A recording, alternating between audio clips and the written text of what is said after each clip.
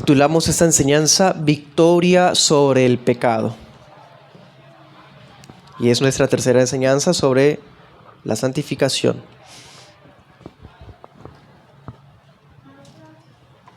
Hemos establecido bíblicamente que existe una santificación que es definitiva, que surge en virtud de nuestra unión con Cristo, con la santificación de la palabra del Padre y por la sangre santificadora del Hijo, ¿sí?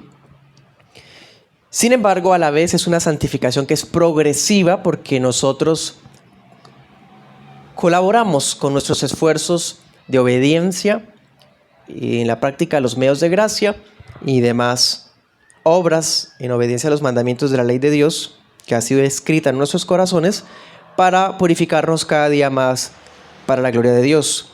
La semana pasada vimos el tema de la mortificación, porque dentro de esa santificación progresiva existe algo que se llama mortificación, que es el deber de nosotros como hijos de Dios de matar nuestros deseos carnales, nuestros deseos pasionales, de abstenerlos de alimentarlos y más bien alimentar nuestro espíritu por medio de los medios de gracia y de la obediencia de Dios. Y de todas formas, todo esfuerzo de obediencia, de mortificación, de santificación realmente depende del poder del Espíritu Santo, ¿sí?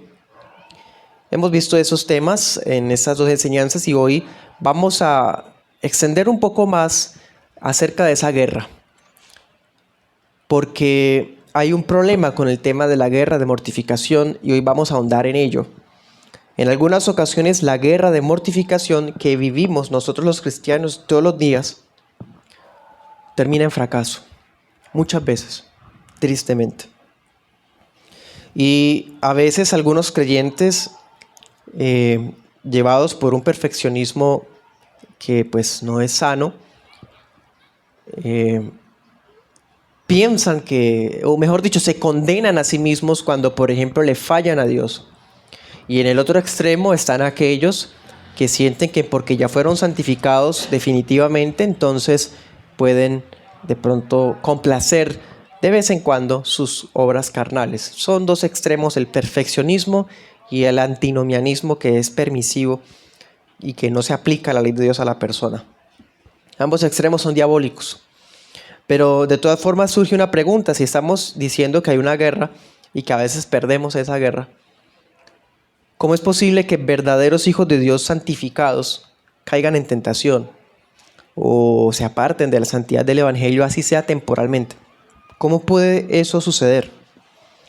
Todos acá, ninguno podría decir con verdad, sin hipocresía ni falsedad, que no entiende qué es lo que estamos diciendo esta noche, porque todos nosotros somos ejemplos y testimonio de que seguimos pecando, ahora en lo privado, como familias, como iglesia, como nación. Entonces, a pesar de los fracasos que a veces tenemos en esta guerra de mortificación, debemos reconocer que la vida del cristiano también está marcada por triunfos sobre el pecado. Tampoco es una triste historia de derrotas tras derrotas. Hay triunfos. Y de hecho estos triunfos sobre el pecado destacan más por la gracia especial de Dios en nuestras vidas. Estaremos viendo ese tema en dos puntos. Primer punto, derrotas. Segundo punto, triunfos. Bueno, vamos a Romanos capítulo 7, verso 23.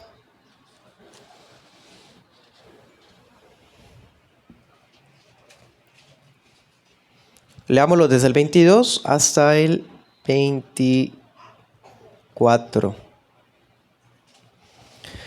Y 25 también dice: porque según el hombre interior me deleito en la ley de Dios, mas veo otra ley en mis miembros, que se rebela contra la ley de mi mente, y que me lleva cautivo a la ley del pecado que está en mis miembros.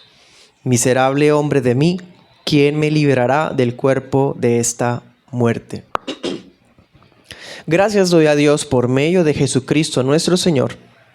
Así que yo mismo, Con la mente sirvo a la ley de Dios, mas con la carne a la ley del pecado. Amén. Primer punto, derrotas. La tendencia más absurda de la naturaleza caída del ser humano es buscar la felicidad en las cosas de este mundo. Y lamentablemente esa de que estamos propensos a buscar la felicidad así, sigue vigente en todos los cristianos. Muchas veces, ¿sí? Y especialmente en aquellos cristianos que olvidan una verdad práctica, real. Nosotros, los hijos de Dios, somos más felices en la medida en que somos santos. Así como lo oye, la verdadera felicidad bíblicamente, de acuerdo al Espíritu Santo, es ser santos. En la medida en que somos obedientes y cumplimos el propósito que es vivir para la gloria de Dios, somos felices. Porque esa fue la razón por la cual fuimos creados, alabar a Dios, ¿sí? Pero muchas veces se nos olvida. Y francamente, en muchos casos hay creyentes que no ni siquiera son cristianos realmente. Son creyentes solamente nominales, o sea, de solo nombre. Y estos que son así, nominales, particularmente ellos, se caracterizan porque no solamente a veces buscan su felicidad en este mundo, o en las pasiones, en las distracciones, en las placeres y sensaciones de ese mundo, sino que al contrario son constantes en buscar su deleite en lo terrenal.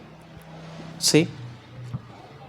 Ese tipo de creyentes solo nominales se deleitan solo en lo terrenal, lo que ofrece los placeres, lo que ofrecen sus propias pasiones, lo que ofrece el mundo. Eso es para ellos lo que los pone vibrantes. Bueno, ese tipo de personas ni siquiera han nacido de nuevo, no han sido santificadas realmente. Porque hay verdaderos cristianos que podemos fracasar en la lucha contra el pecado muchas veces. Pero incluso en medio de esa derrota, en la mortificación, buscar placer afuera de Cristo. Pero eso no podemos quedar ahí. No vamos a quedarnos ahí. Aunque fracasemos mucho por algún tiempo en la mortificación de X pecado, y todos sabemos cuál es el que más nos ha estorbado toda la vida, Dios nos va a levantar y nos levantamos. No nos vamos a quedar hundidos en ese lodo podrido.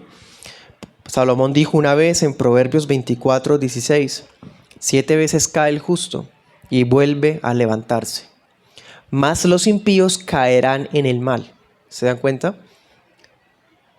Podemos caer, no como permisividad, sino precisamente por la derrota de esta batalla, muchas veces, pero nos levantamos, ¿sí?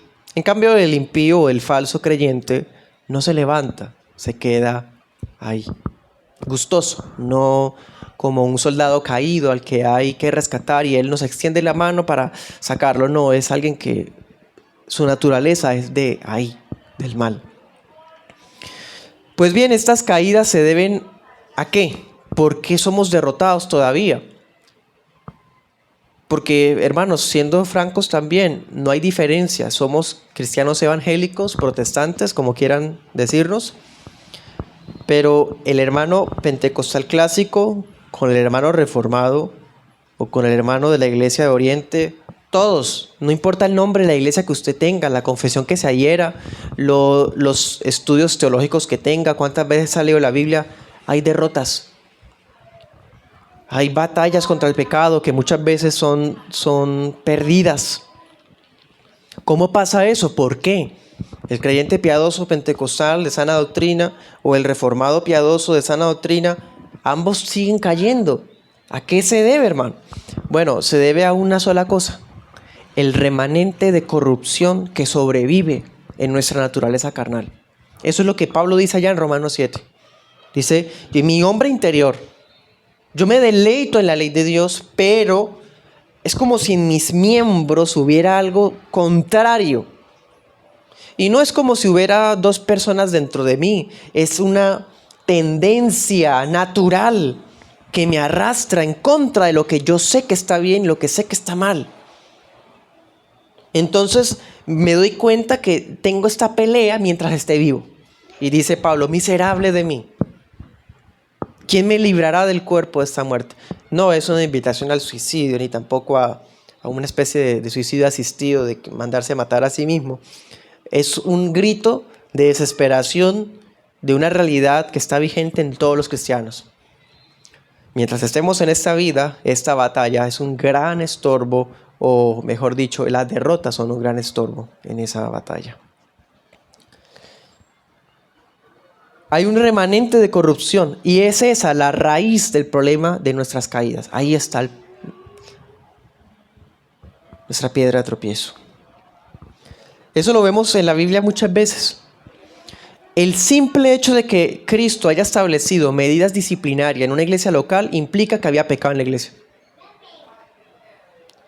El hecho de que Cristo haya establecido medidas de disciplina eclesiástica para preservar la pureza de la iglesia implica que dentro de la iglesia iba a seguir habiendo pecado.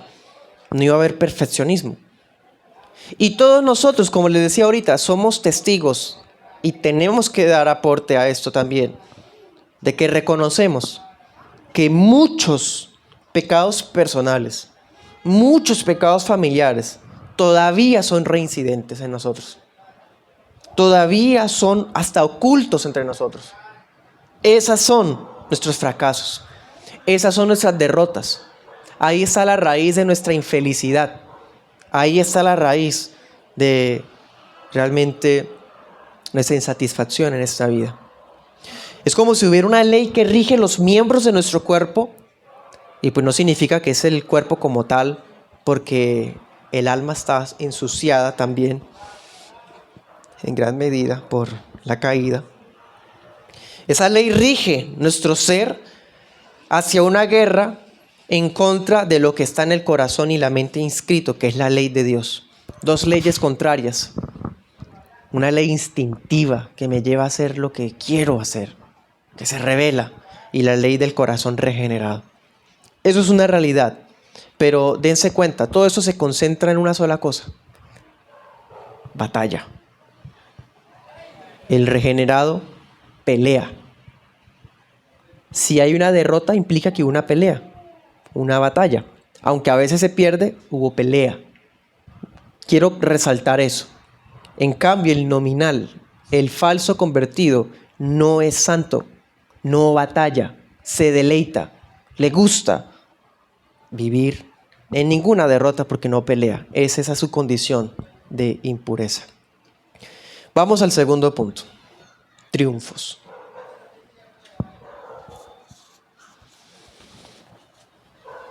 Romanos 6, un texto que hemos estado leyendo frecuentemente en esta serie. Romanos 6, leamos el 13 o leámoslo desde el 12.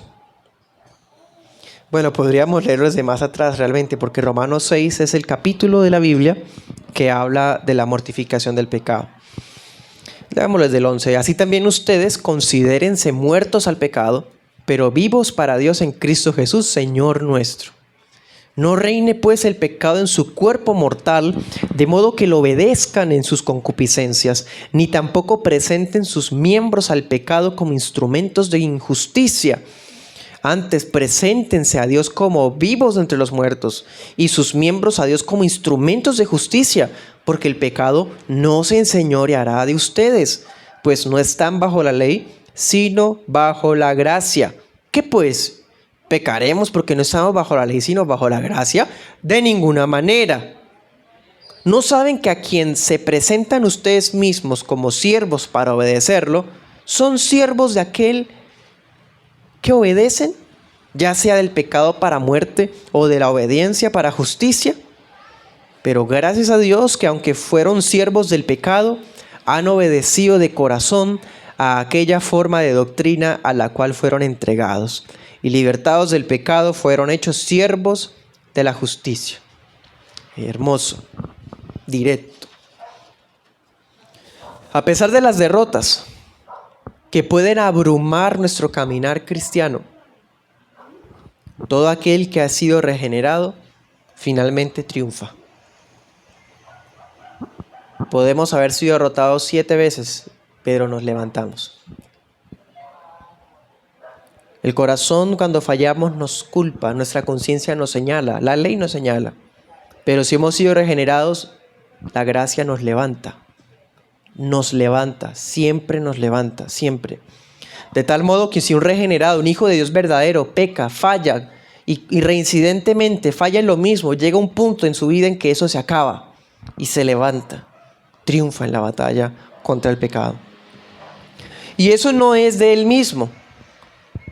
Acordémonos del proverbio, vuelve a levantarse, pero esa fuerza para levantarse viene del Espíritu Santo.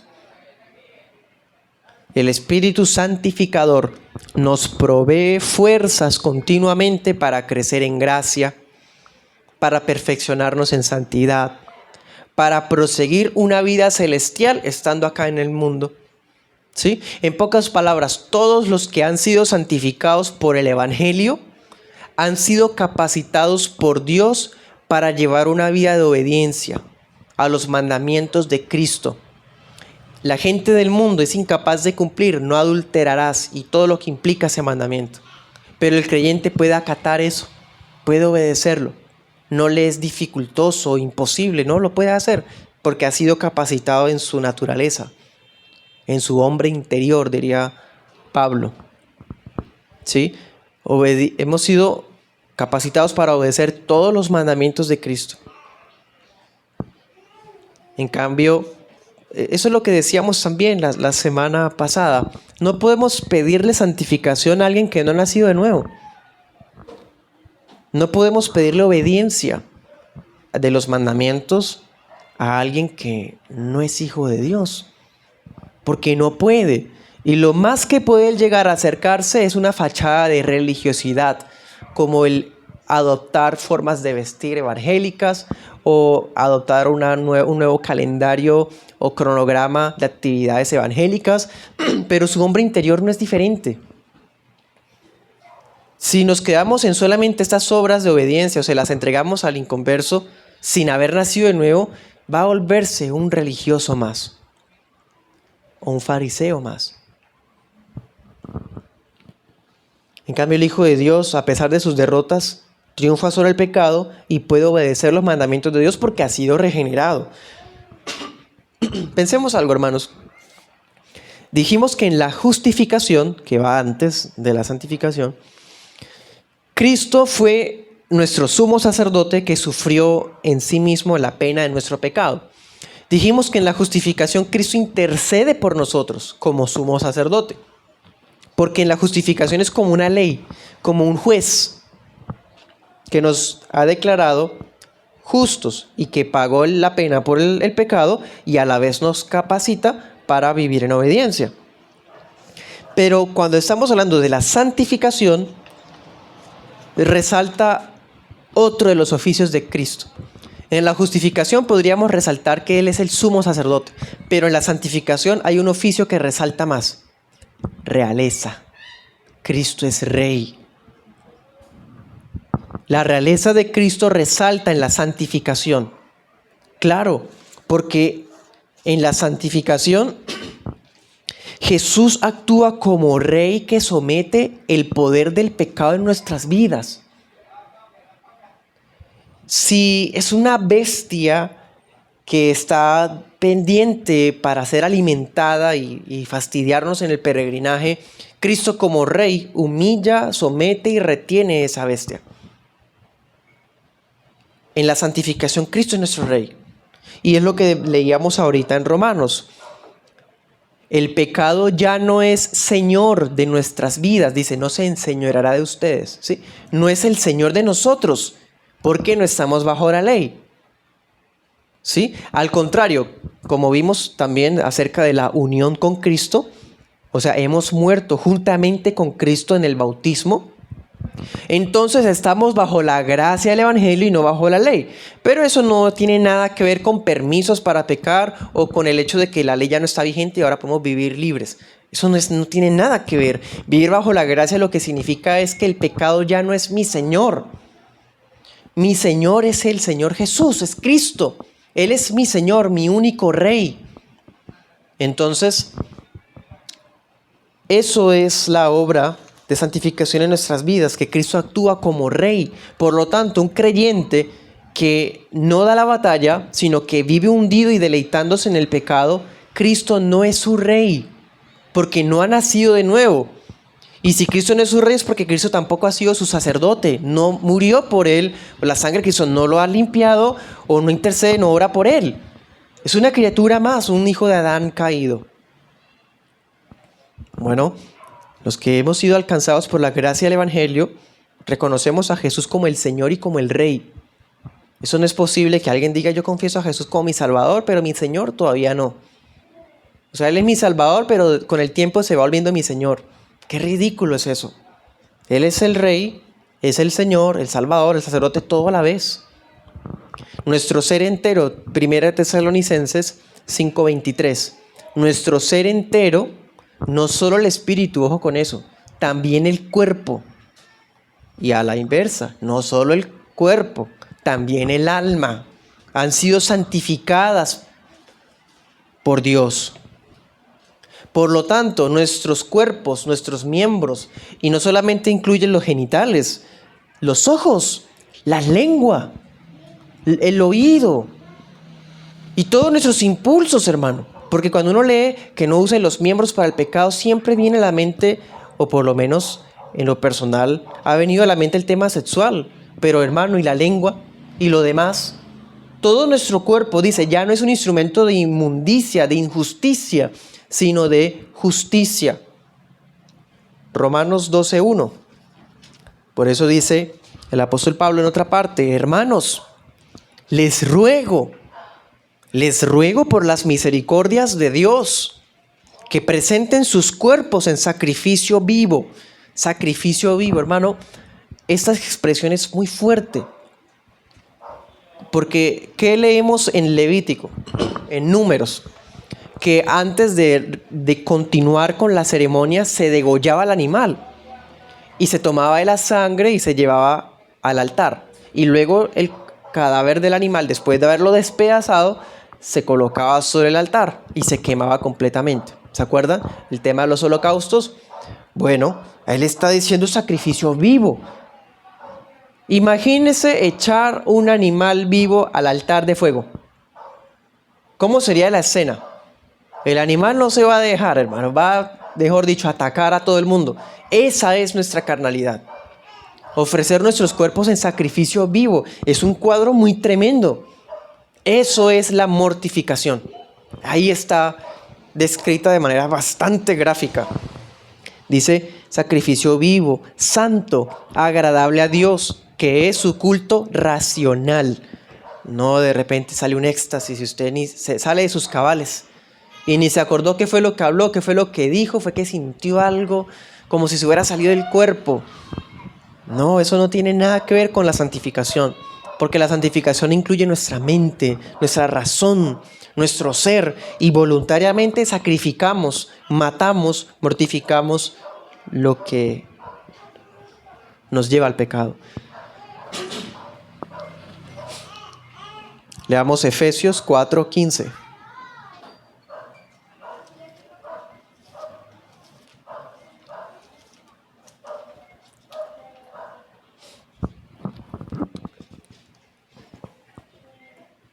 Dice: siguiendo la verdad en amor, crezcamos en todas las cosas en aquel que es la cabeza. Esto es Cristo, de quien todo el cuerpo, trabado y ligado entre sí por todas las coyunturas que se ayudan mutuamente, según la actividad de cada miembro conforme a su medida, recibe crecimiento de cuerpo, edificándose en amor. Esto pues digo y requiero en el Señor, que no anden más como andan los otros gentiles, en la vanidad de su mente, teniendo el entendimiento entenebrecido, ajenos de la vida de Dios por la ignorancia que hay en ellos, por la dureza de su corazón, los cuales después que se volvieron insensibles se entregaron a la lujuria para cometer con avidez toda clase de impureza. Pero ustedes no han aprendido así a Cristo, si en verdad lo han oído y han sido enseñados por Él, tal como la verdad está en Jesús, a que se despojen en cuanto a la pasada manera de vivir, del viejo hombre que está corrompido conforme a los deseos engañosos, y renuévense en el espíritu de su mente, y vístanse el nuevo hombre que es creado según Dios en la justicia y la santidad de la verdad.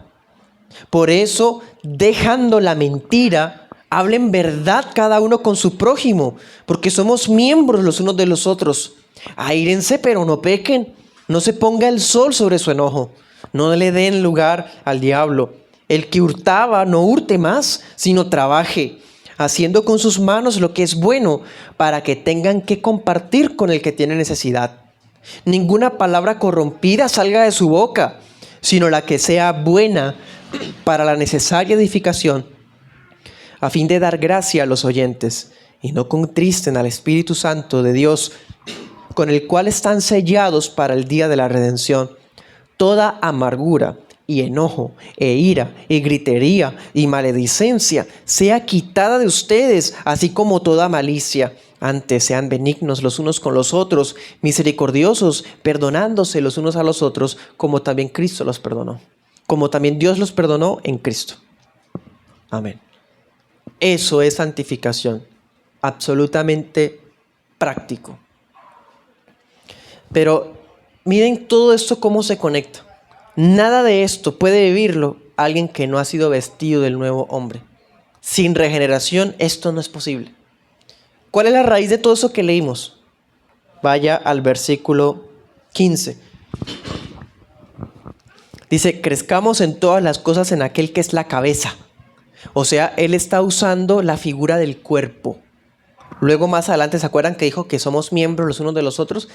Pablo está pensando en cuerpo, en el cuerpo de Cristo. Somos miembros del cuerpo de Cristo. Es decir, toda esta santificación práctica que usted está leyendo ahí, solo es posible en virtud de nuestra unión con Cristo. Si no estamos unidos a Cristo por medio de la fe, esto no es posible. Todos los que somos parte del cuerpo de Cristo crecemos en amor, aferrados a la verdad y mortificamos todo lo que nos tienta o nos daña. Crecemos en gracia y conocimiento, como dice 2 de Pedro 3:18. Crecemos en el temor de Dios, 2 de Corintios 7:1. Como diría Pablo en 2 de Corintios 3:18, vamos siendo transformados de gloria en gloria, triunfos. De gloria en gloria a la imagen de Cristo por el poder del Espíritu. ¿Sí? Entonces, ya que el amor a Dios y el deleite en su ley son bendiciones que fueron implantadas en el corazón de nosotros cuando nacimos de nuevo, ahora entonces los hijos de Dios podemos obedecer la voluntad revelada de Dios. De ahí lo importante que usted conozca las Escrituras, porque el Hijo de Dios se deleita en obedecer a su Padre, y entre más usted conozca y lea y entienda la ley de Dios, más se deleita en obedecerlo. Pero no podemos obedecer lo que no sabemos. De hecho, el Señor una vez dijo que los que me aman guardan mis mandamientos, y el que no lo ama no los guarda. Entonces amamos a Dios en la medida en que lo obedecemos. Cito al pastor Bott, siglo XVIII, dice: no es amor lo que no induce a la obediencia.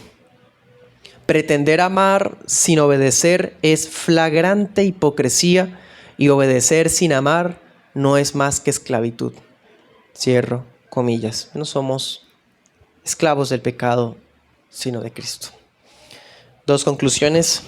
Primera, vuelvo y cito a otro pastor del siglo XIX, Winslow. Abro comillas.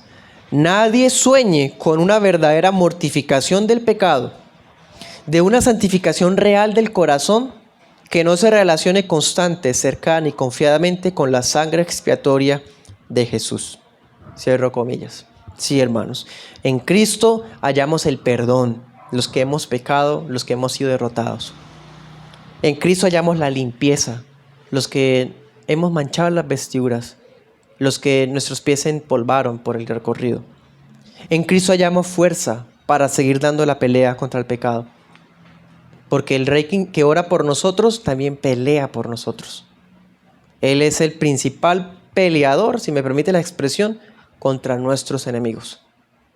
Y ahí no está hablando particularmente de impíos, vecinos, algo así. Pues sí, los incluye en cierta forma, pero está refiriéndose particularmente a nuestra carne, nuestro propio pecado. Mateo 28:20.